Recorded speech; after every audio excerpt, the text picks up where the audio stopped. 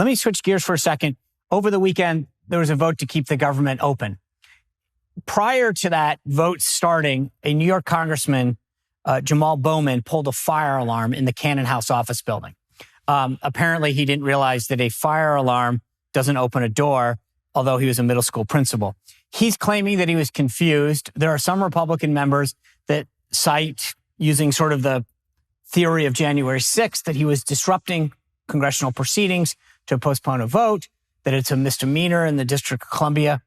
Is this much to do about nothing, or should there actually be consequences for this? There should be consequences. Look, this is the first case we've actually seen Oliver Wendell Holmes' famous statement, you can't cry fire in a crowded theater, because crying fire is the same as pulling the alarm.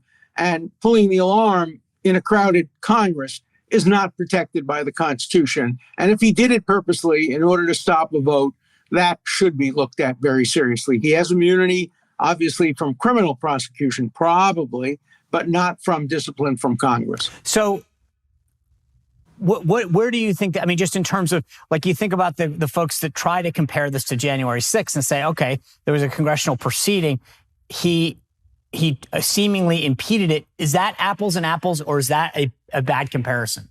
No, it's a pineapple and a grape.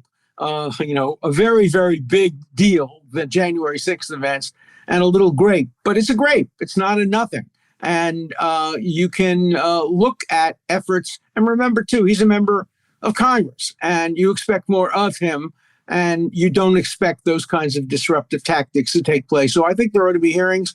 I think you ought to be put under oath. I think you ought to be cross-examined. And let's find out the truth.